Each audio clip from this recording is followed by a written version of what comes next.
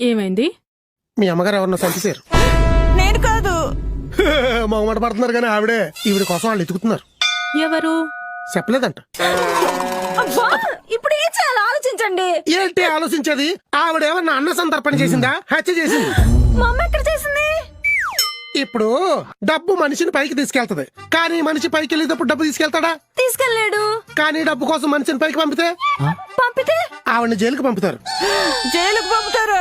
లేదంటే మీరు చేసిన పనికి ఫ్లైట్ టికెట్ వేసి ఫారెన్ పంపుతారా? అదంతా కాదు బా. ఇప్పుడు ఈ ప్రాబ్లం నుండి బయటపడాలంటే ఏం చేయాలి? అత్తయ్య గారి పేరు మీద ఆస్తులే ఉండకూడదు. ఒకవేళ మా ఇద్దరు పేరు మీద ఉంటే? Good plan. నాకు తెలిసి వీళ్ళందరిలో కల్లా నువ్వే తెలివైందని. థ్యాంక్స్ బా. అప్పుడు అత్తయ్య గారిని వదిలేసి మీ ఇద్దరిని బొక్కలో. పెళ్లి చేసుకుని అత్తారింటికి వెళ్లాల్సిందని జైలుకి వెళ్తే బాగోదులే బా. అది అత్తారిల్లే, కానీ సారే సామాన్లు పెట్టుకోవడానికి ప్లేస్ ఉండదు బా. పోనీ పెళ్లి అయిపోయింది, మీ అక్కని పంపిద్దామా? బిడ్డల్ని కని పెంచాల్సిన చేతులకు బేడీలు ఎత్తే సండాలంగా ఉంటది. మీ ఇద్దరు ఇలా కొట్టుకోండి, నేను పోతా. ఎక్కడికి వెళ్తావే? మెండా గొలుసులు వేసుకొని చైన్ స్నాచ్లు చూసారంటే లాక్కుపోతారు. కరెక్టే. వడ్డానం చేయించుకుని పెట్టుకోవే అమ్మా, లాగినా రాదు. నేను మిమ్మల్ని కష్టపడి పెంచితే మీరు నాతో కామెడీ చేస్తున్నారు కదా? లేదే, ఏం చేయాలో ఆలోచిస్తున్నా. ఏంటో చేసేది?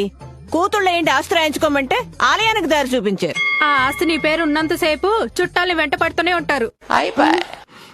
నా మాటిని బాండ్లని బావ పేరు మీద రాసి అప్పుడు చుట్టాలు మా ఆయన ఎంట పడరా?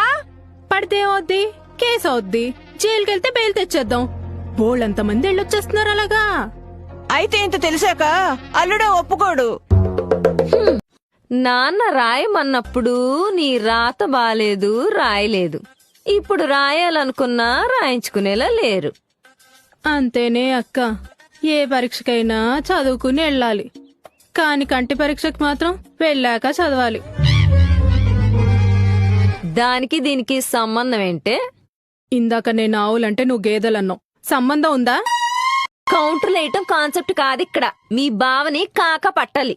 బావ హనుమంతుడు అంటాడు, పొగిడితే పడిపోతాడు. పక్కనే హనుమంతరావు ఉంటాడు, పడిపోతే పట్టుకుంటాడు. అయితే హనుమంతరావుని అల్లుడితో విడగొట్టేద్దాం అంటున్నానే. నేను ఇంకేదో అనుకున్నాను. ఎందుకు వచ్చావు? పెళ్లి పీటల మీద మీరు చేసిన ప్రమాణం ఒకటి నెరవేర్చుకునే టైం వచ్చింది. ఏంటది?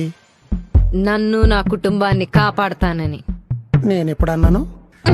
పంతులు గారు మంత్రాలు చదువుతుంటే మామ అన్నారు కదా. అన్నాను. అందులో ఉంది కదా. ఉందా? నేను ఆ టైంలో హనీమూన్ గురించి తప్ప హామీల గురించి ఏమో ఆలోచించలేదే. అయితే ఇప్పుడు ఆలోచించండి. ఏం చెయ్యాలి? ఆస్తి మీ పేరున రాయించుకుని ఆపద్బాంధవుడు అవ్వాలి. బొక్కలు